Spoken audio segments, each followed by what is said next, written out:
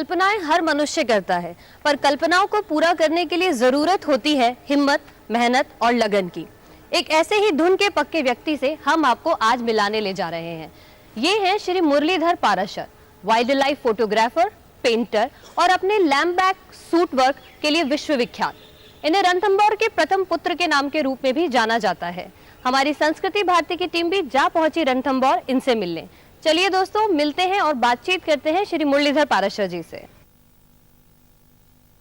ये कैमरा पहुंच चुका है वहां जहां पर एक अनूठी कला है, जिस कला को यहीं से मतलब उजागर हुई है वो कला।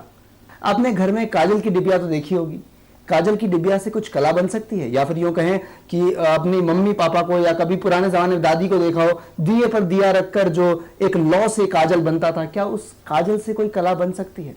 उस कला के विश्वविख्यात कलाकार यहां पर मौजूद हैं रणथंभौर में, यानी राजस्थान में सवाई माधोपुर डिस्ट्रिक्ट में।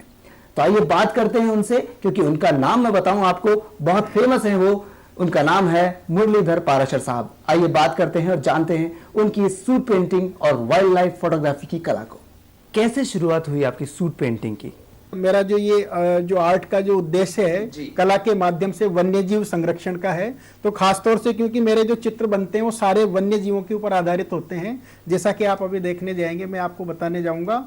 और सूट पेंटिंग स्पेशली एक नई एक विधा मैं कह सकता हूं, क्योंकि मैं अपना पेंटिंग के अंदर अपना पूरा डिप्लोमा लेने के बाद में जब मैंने अपना ये कार्यक्रम शुरू किया था, जिसमें मैंने वाइल्ड लाइफ को अपना खास जो है सब्जेक्ट बनाया, और उसमें वो काम करते करते हम लोग चारकोल से काफी पेंटिंगें बनाते थे। पर बाजार में चारकोल की स्टिक्स भी मिलते हैं, पाउडर्स भी मिलते हैं, बहुत सारी चीजें हैं। उसमें जो हम सफेद जो जगह निकालते हैं वो हम इरेजर जो रबर होता है उसके माध्यम से आसानी से निकाल सकते हैं। तो वो करते करते अचानक एक दिन ये एक नई चीज मुझे मिली है। अभी मैं आपको बताने जाऊंगा तो आपको भी हंसी आएगी कि किस तरह से एक इनोवेशन मतलब जब होने लगता है तो वो हो जाता है।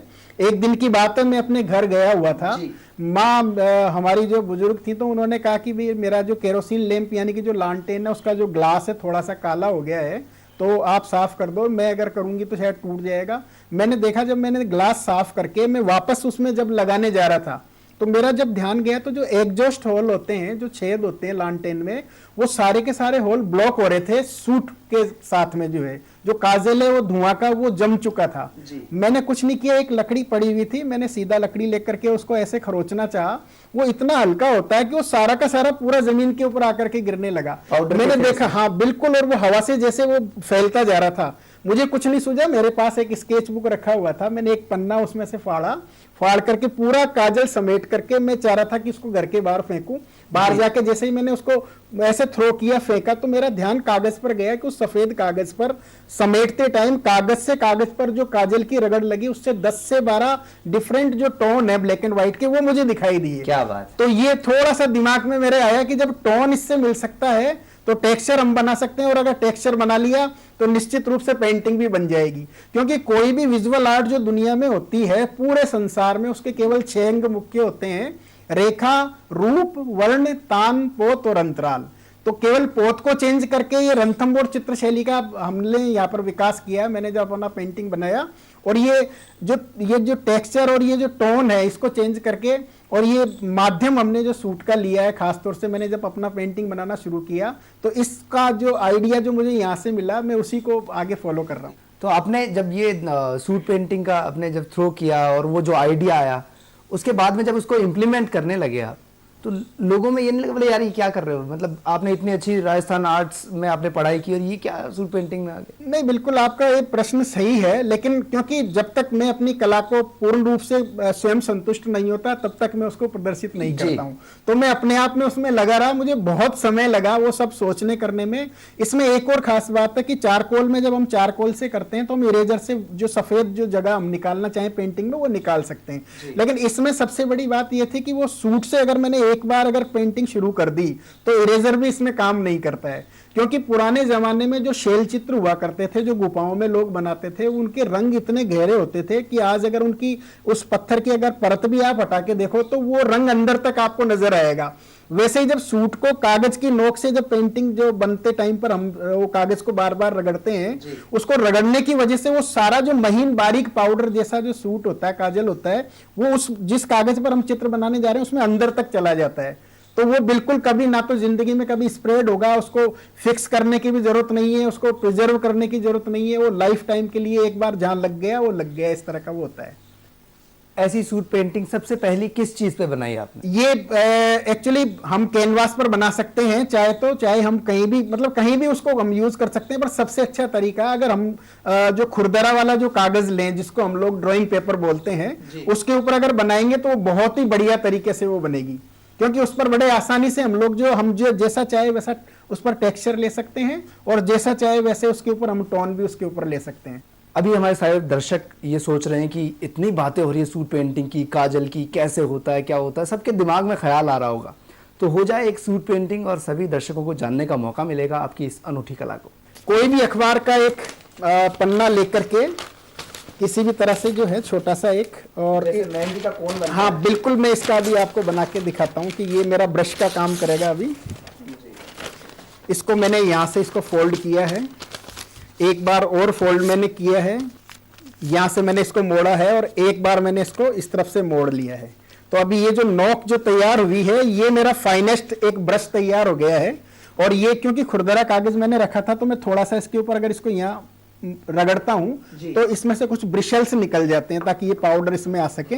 और अभी आप देखेंगे कि किस तरह से मैं यहाँ पर इसमें ये डुबोया, और ये यहाँ पर इस तरह से लिया। ये मेरा ये सूट का जो मेरा काम करने के लिए ब्रश बिल्कुल तैयार है। अभी मैं एक कागज लेता हूँ, कोई भी एक जो है, ये जो सूट है ये बिल्कुल बारीक पाउडर ये, और अभी मैंने ये जो नोक बनाई थी अपने कागज से, जो एक तरह से अखबार के पुराने कागज से, अब मैं थोड़ा सा जो एक्स्ट्रा सूट है वो मैं यहाँ पर इसमें निकाल रहा हूँ। ये निकालने के बाद में, और अभी जब भी मैं अपना पेंटिंग बनाता हूँ तो वो गंदा ना हो, इसलिए एक कागज में रख लेता हूँ यहाँ पर, ताकि हाथ से गंदा ना हो। और ये बिल्कुल मैं एक टाइगर की जो आई है वो मैं बनाने की कोशिश करूँगा यहाँ पर।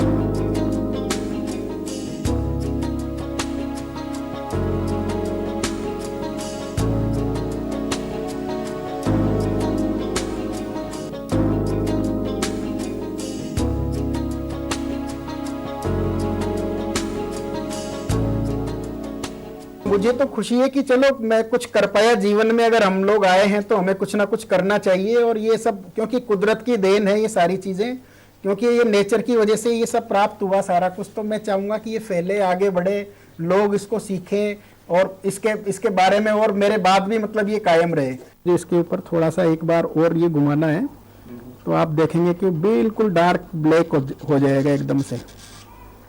ये मैंने यहाँ घुमाया है थोड़ा सा। मुझे अब जहाँ जहाँ पर इसमें शेड और शेडो का एक मैच करना है, वहाँ मैं दोबारा से जैसे डॉट्स यहाँ पर लगा रहा हूँ।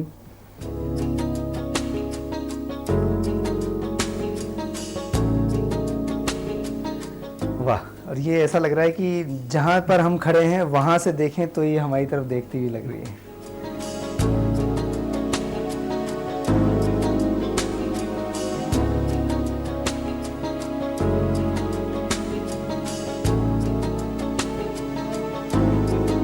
हाँ, अभी ये इसमें आप देखेंगे कि ये पेंटिंग अब जो जैसे मैंने पूरा किया है डेमोस्ट्रेशन अपना, तो जब मैं ये कर रहा था तो इस कागज से इसको बार बार रगड़ रहा था। ये एक बटर पेपर से मैं लगा के दिखाता हूँ कि ये इस तरह का चिकना होता है कि आपका कोई भी रिफ्लेक्शन वापस ले सकता है। पर इसको मैं यहाँ लगाने के बाद में इसको कितना भी मैं रगड़ूं या कुछ भी करूँ तो आप देखेंगे कि वो मेरा जो पेंटिंग है वो बिल्कुल सेफ है और बटर पेपर के ऊपर कोई क्या इंप्रेशन बात है, बहुत ही खूबसूरत। इससे ज्यादा और कोई सलामती पेंटिंग की नहीं चाहिए। आप देखेंगे तो इसको कोई स्प्रे करने की, कोई प्रिजर्व करने की जरूरत नहीं है, सीधा फ्रेम में जाए और ये इस तरह से पेंटिंग जो है बिल्कुल सेफ है और लॉन्ग लास्ट है एकदम से। सर्वे भवन्तु सुखिनः, सर्वे सन्तु निरामया, सर्वे भद्राणि पश्यन्तु मां कश्चित् दुःखभाग् भवेत्। सब सुखी हो, सब निरोग हो, सब कल्याणकारी देखें और किसी को कोई दुख ना हो।